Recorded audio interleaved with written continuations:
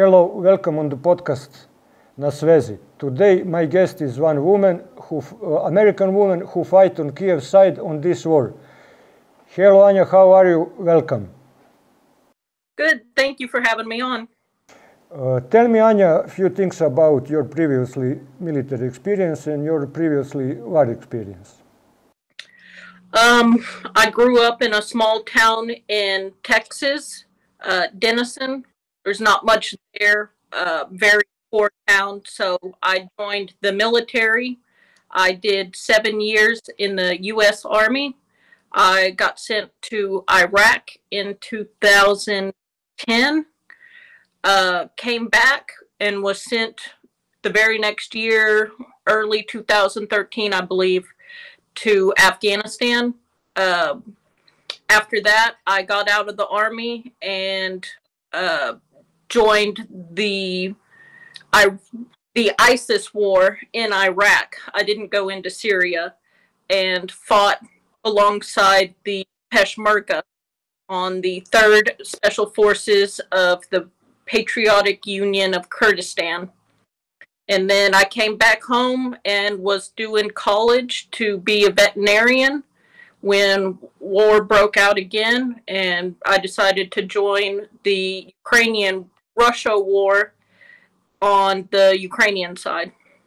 And I've been doing the last year and a half now. Are you part of American Army? I was not part of the U.S. military at that time. I got out in December and was in Iraq in February.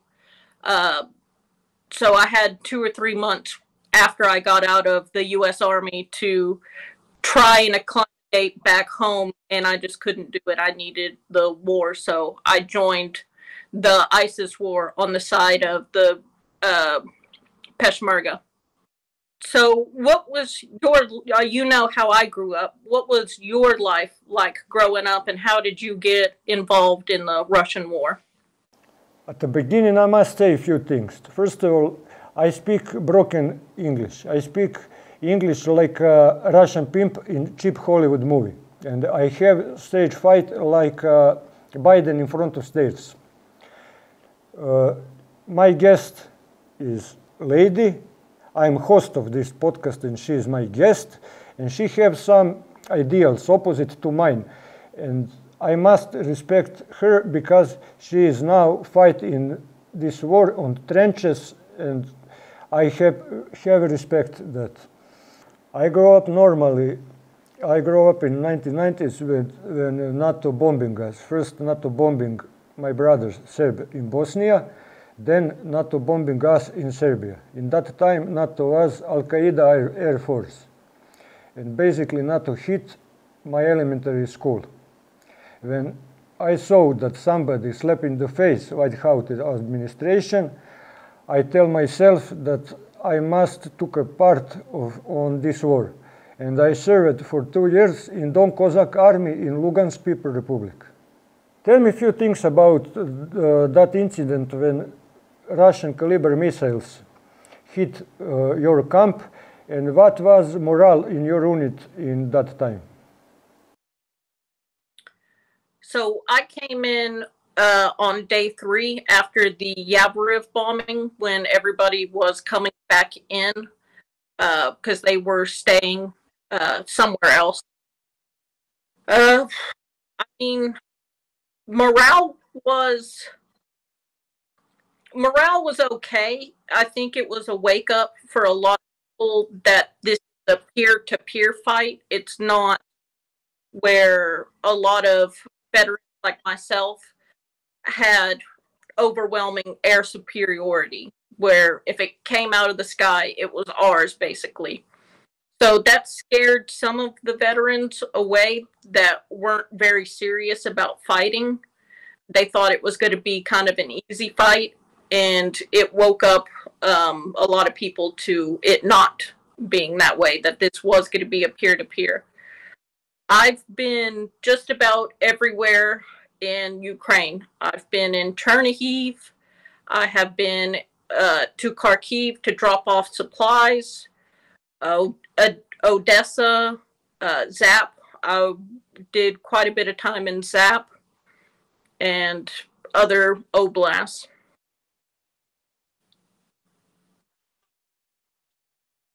What are your thoughts on the Russian war and what got you to join on the side of the Russians? I watched Maidan demonstration. I watched how your Senator McCain traveled in Kiev and made flammable speeches.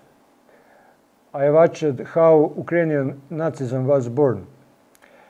Russian volunteers in 1990s are traveled to Serbia to help us, and I traveled back in Donbass to pay that blood debt. Tell me more about your experience with Peshmerga. If I have good memories, those guys are communists. Tell me more about that. They are communists. They're very communist, especially the PKK. At the time, it's really hard to describe. At the time, it was solely focused on ISIS is bad guys. This is who we fight, irregardless of what sort of group you would join. You know, a lot of the groups had issues with their personnel, specifically the one that I was a part of early on, the 9th Volunteer Brigade, had an issue with a woman who came in and stole a bunch of money, attacked other Westerners and stuff. So it was hard to get the Kurds to understand that, yes, there's problems with Westerners, but that we're solely focused on fighting ISIS. The majority of us are solely focused on fighting ISIS. And if your group is communist or anti-whatever, it doesn't matter, because ISIS is the prime evil that we have to fight currently. Peshmerga have big tradition of women warriors. Yes, yes. The YPJ and the YPG. So they mainly fight in the mountains of Syria. At the time, they were not allowing any other Westerners to cross the border into Syria because of the issues that they had prior. So I stayed on the Iraq side, and they put us at a outpost on the front line, and we just stayed there. And there was the sniper that only came out at night that would harass us. But overall, it was mainly dealing with refugees who came across the berm and the minefields and treating them. Do you have any funny stories from fighting on that side, of fighting on the Russian side? Yes, I have a lot of funny situation. Basically, Russia is one big country with 147 different nations and languages. It was a wonderful experience for me as foreigner to get used to speak with Chechens, with Dagestani, with Russians, so on. As I know, you are a combat nurse. Imagine this situation. When a Russian soldier is wounded and captured, what will you do? Yes. So, as a combat medic, not only would I have to follow the Geneva Conventions, but I also would follow my own conscience. I feel like the Hippocratic Oath doesn't cover as much as Mahmoodi's Oath, especially given that I'm Jewish.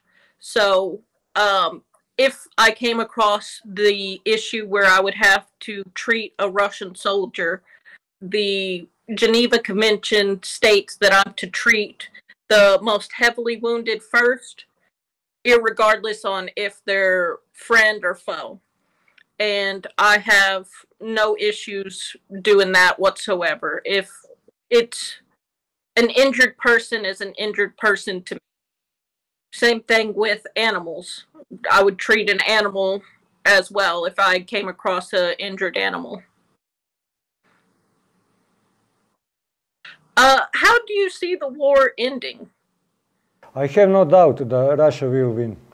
I feel sorry for the Ukrainian people. Zelensky was elected to work on good of Ukrainian people, but he worked on good of NATO and White House. That what Zelensky doing is crime against humanity, against his own people. Yeah. Agree to disagree.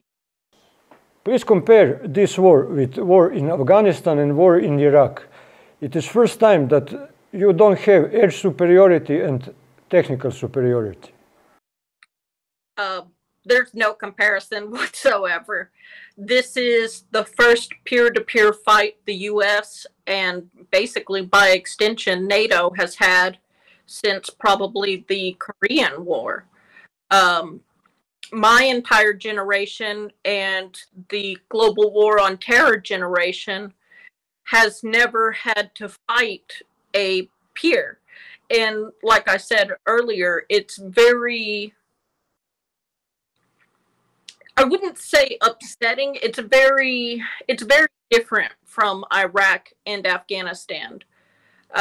We had the air superiority. We could call in medevac if we needed, casevac if there was a dust storm or something. And here there is no medevac, and you would be very lucky to get a casevac. So it's very much a first-time fight, actual equal fight for a lot of the veterans of my generation that have decided to join the Ukraine war.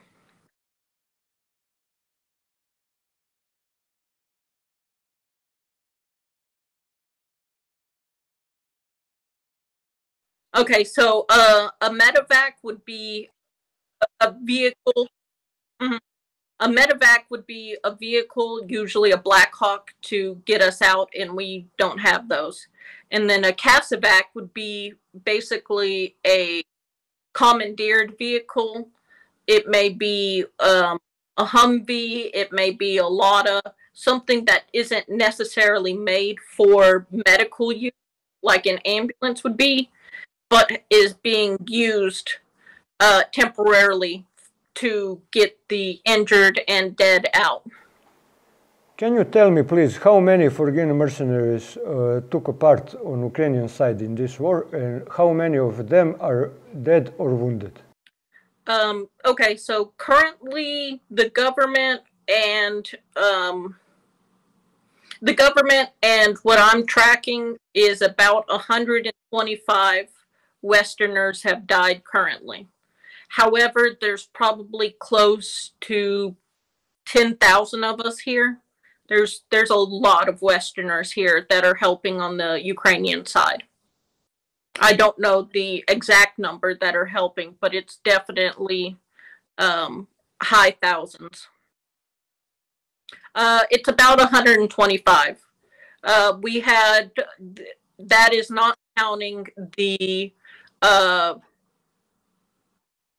it was 120 dead, and then we had the bombing in Kremorsk that killed a couple of people, so the numbers haven't been updated, but it's about 125. Yes, the RIA people. But it's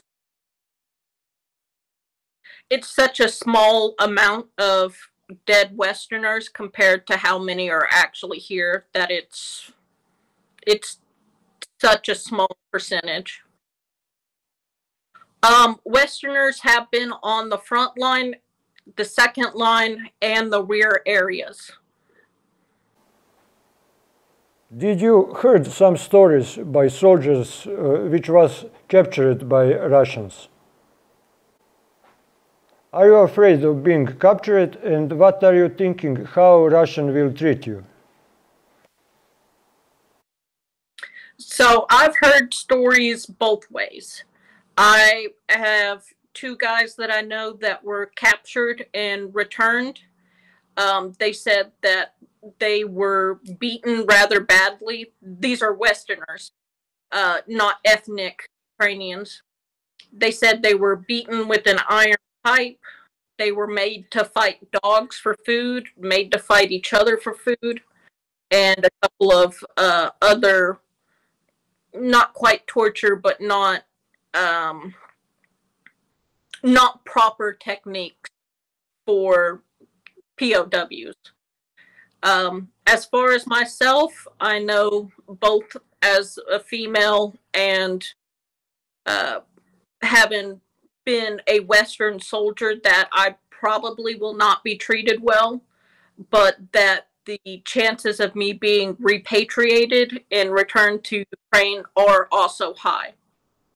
So as far as concern being captured, I'll probably have a very bad time. I expect fully to be beaten, maybe starved a little bit, and just general mistreatment, but I don't foresee being executed or tortured like I would expect with the ISIS war. Did you heard about Nazi symbols and soldiers in Ukrainian forces? No, I have not seen a single Ukrainian Nazi here. I have seen some of the patches being sold, but they don't seem to, I don't want to say they don't seem to understand that it's Nazism versus some of the pagan symbols that have been co-opted. As you know, the swastika was originally from India, and the American Indians used it extensively prior to World War II. And it's the same thing with the Black Sun logo, that it was commonly used in Norse paganism and is now being in the process of being co-opted by Nazis. But I have not seen any Nazis, any Nazi salutes, any SS patches or derivatives. I've not come across any Nazis whatsoever.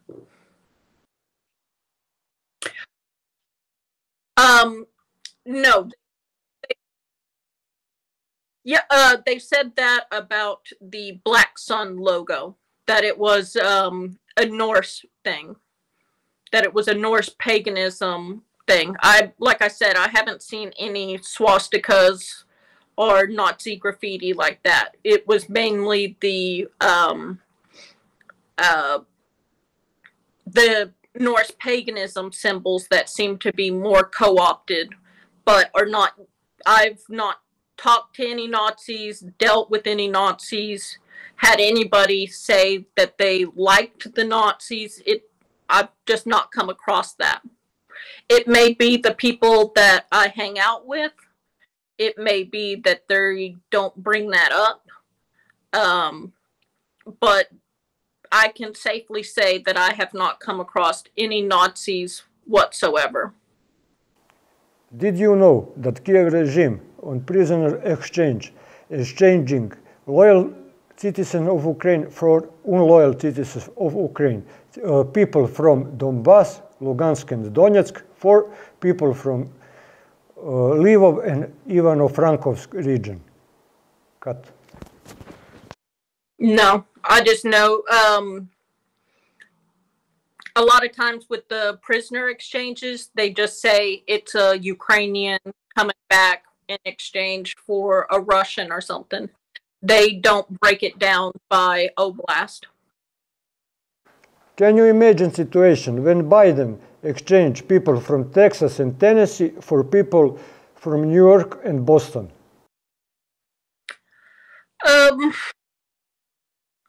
Kind of. It's unfortunate, but that's part of how war goes. There will be people that choose to fight on one side or another, and if they're on the opposite side, that's just how it goes, basically. Did you know that many of Ukrainian citizens born in Lugansk, in Donetsk, in Crimea, in Zaporozhye.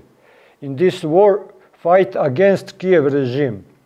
And questions for you, what will happen to them if Ukrainians win? And I can see where that distinction could be made, but it also reminds me of when I was in Iraq the second time, where there was a large number, I want to say it was about 300 or so, that were Americans that joined the ISIS side. So there would, if there had been, if I had been part of the siege of Mosul, there would have been a very high likelihood that I would have been fighting not only Americans, but American citizens that had been part of the military like myself. Did you compare people from Lugansk and Donetsk with ISIS? Yes and no. Yes, because they have willingly chosen a side that is against me. No, because I understand that they're not extremist and don't behead captured enemy soldiers. Who gave American administration right to decide who is bad guy and who is good guy around the world? We actually have a movie, a very famous movie based on that entire premise called Team America World Police. Are you familiar with it? No, but I watched American Secret History from Oliver Stone. It's basically how we're taught is the short answer. I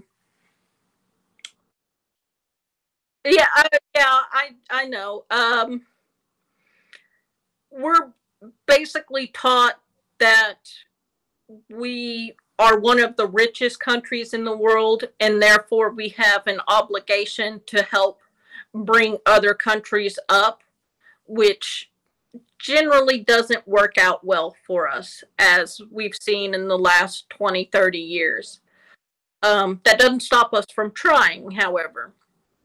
So it's, I mean, as you know, the U.S. government has not sent actual U.S. soldiers that are still, you know, in uniform or getting paid. Oh, I pray God that America sends soldiers in Ukraine and that lose war first time, that big war, not like Vietnam War. That would be a very major escalation. But I feel like I have a certain skill set that can be brought to help as a combat medic, and that it is therefore my duty to help wherever it may be.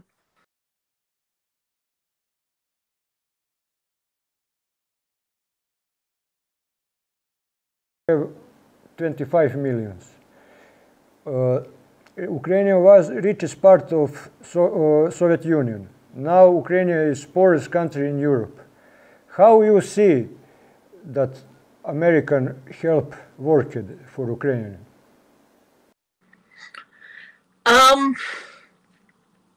It would be through helping with the reconstruction after the war's over. There would be a lot of construction companies that would help rebuild everything from roads to apartment buildings, bunkers, some of the memorials, parks and stuff that have been destroyed. Did you see all of that big monuments, Red Army monuments? Yes, there's a couple that I have seen. I saw one specifically in Zap Oblast where I was at. That was for Red Army soldiers. I mean, they're still here. They're all over the place in Ukraine, actually. Tell me what you think. Who beat Nazism? Who beat Hitler in Europe? In school, we're taught that the U.S. came in and swept everybody. I know through the statistics on the death rates and using sources that were actually there at the time that the USSR did a lot more of the heavy lifting than the US or Britain. However, the victor writes the history books, so unfortunately, post-World War II, post-Cold War, a lot of the history books were changed to say that the U.S. was that the U.S. single-handedly won World War II, but that's incorrect. I know that it was a coalition, not just Britain, but British India, not just the USSR, but also some of the satellite states as well, Ukraine. But Ukraine did not exist at that time as independent state. Right. It yes. But is U.S. military aid seen on the ground? I have seen some of the modern stuff that we used in Iraq and Afghanistan here in Ukraine. I can't specify when and where I saw it, but I do know that it's here. It's very irritating to me. It's extremely irritating to me that the U.S. continues to do basically video game grinding, that the Ukrainians have to kill. It feels like the Ukrainians have to kill a certain amount of Russians before they can unlock the next level.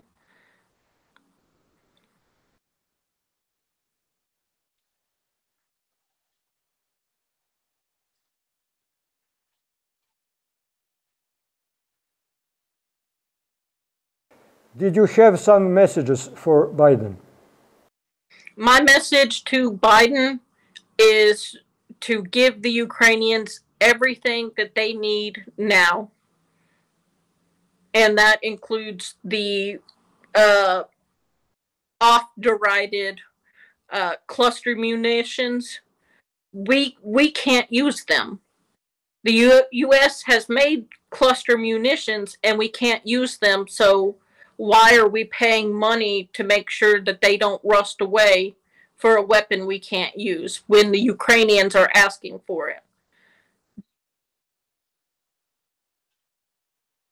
Yes, I know what the Geneva Conventions, and I would prefer that we don't. Did you know what the Geneva Conventions say about cluster munition and cluster bombs?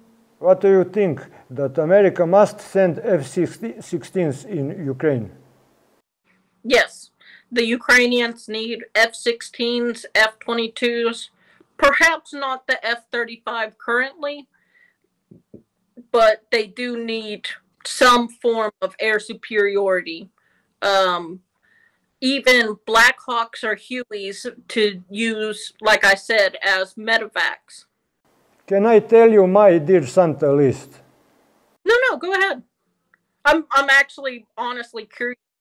1 Satan missiles to New York, 1 Topolem to Brussels, 1 Poseidon to London. That's all. Can you tell me, please, your vision, when this war will be ended and what will be afterwards? Okay. It's going to be a long war, I think. I don't think there will be an end to it within the next year or two. It's going to be a long slog, and unfortunately that means thousands and hundreds of thousands of soldiers and civilians on both sides are going to die, unfortunately. And for better or worse, the West has decided that that is the correct thing to do, to bleed the Russian Federation out. That they don't want to fully escalate as that will have Russia pull back and retreat. I think the West and NATO wants to keep the war going at a low simmer so that they do the max amount of damage to Russia and other countries that would see how this is going to happen. That being said, I do see Ukraine getting back all of their land, all of the land in Donbass, all of Crimea. I don't think they will go past the pre-2014 borders. There's just not a stomach for it, and the West would absolutely turn against Ukraine if they did do that. But I would see, I see the war lasting for a couple more years. However, Ukraine will go back to 2013 as far as their land, and it's just the matter of how many dead people it's going to take to get there. In that case, what should people expect in Donetsk and Lugansk area? There's mixed opinions on what to do with those that are living in the occupied areas. I do know that for some of them that help the Russians, that they would like to see some form of criminal penalty, jail time, or not being able to run for mayor, governor, anything like that. As far as the normal civilians who are basically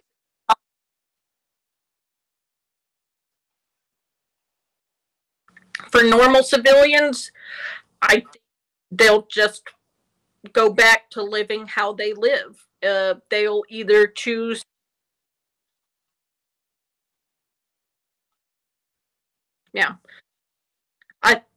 some will probably move, some will probably Wait a minute, be those unhappy, people are, but stay there, born in either Donetsk and from Lugansk lack of money as their father, or as lack their of will grandfather. to move. For a lot of these people, it is ancestral land that they don't want to move from, and that's completely understandable. I don't know what will happen to these people. Tell me, please, your plans for the future. What will you do after this war?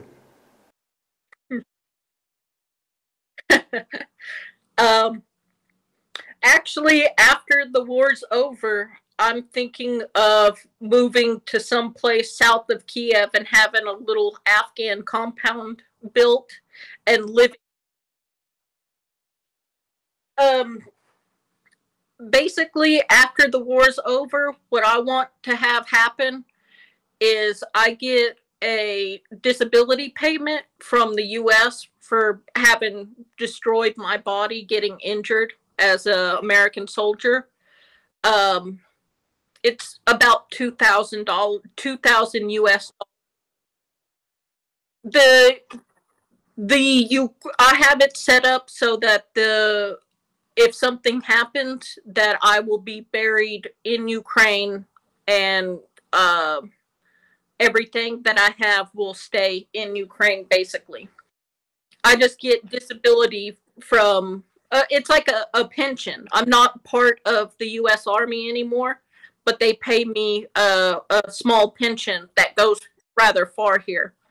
So what I would like to have happen after the war's over is to have a small compound built south of Kiev, and I would have goats and chickens and dogs, and I would use my veterinarian degree to treat animals here in Ukraine. But I would like to settle down and have a small farm in Ukraine and stay in Ukraine after the war's over.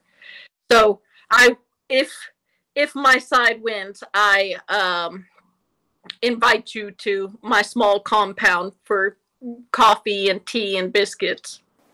I will gladly come to Kiev on a Russian tank, and I have to invite you too to be my guest.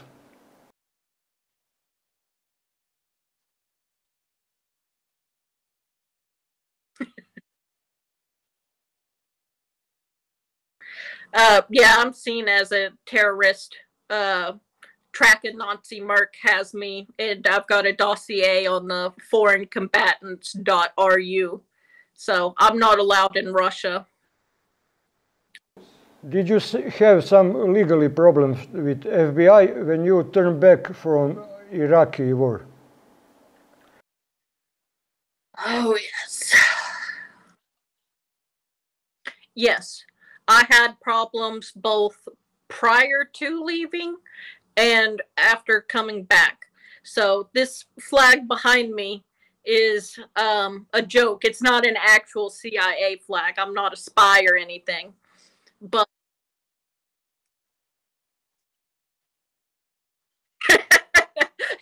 you have me there. You've got me there.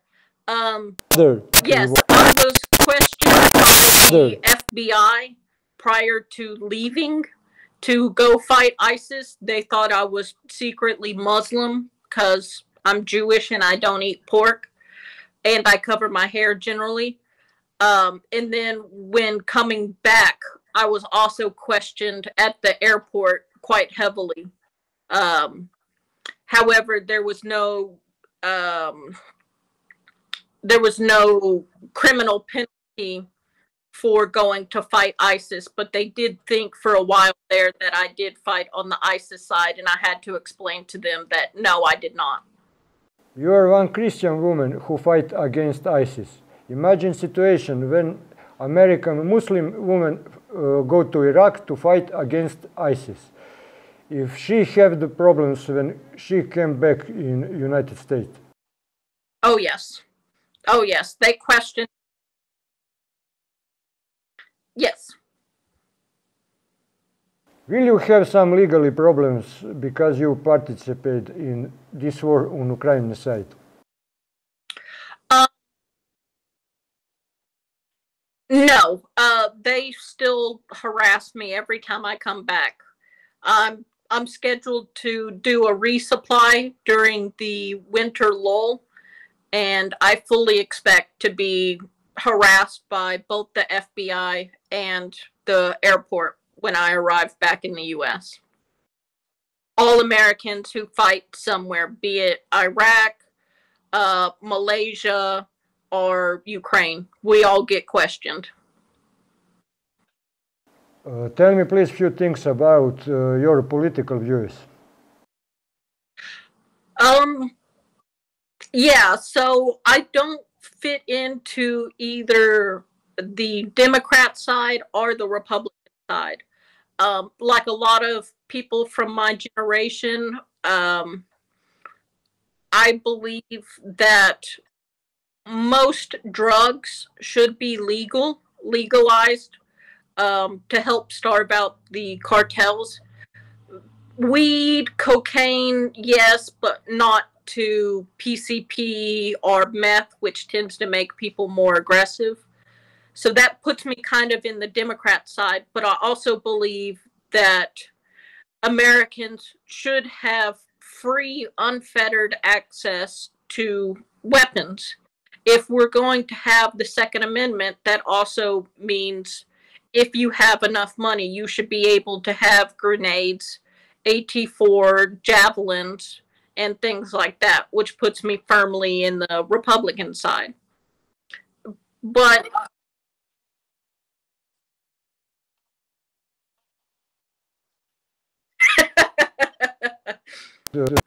yeah, and I also am a strong opponent of a lot of the progressive social movements, very pro-LGBT, pro-trans, having people that want, if they want to switch their gender, they should be able to, pro-abortion, things like that.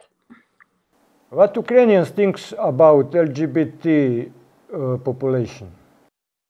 I'm actually friends with another Westerner who is gay and is pretty high profile fighting here in Ukraine, and I've not seen any issues as far as being gay.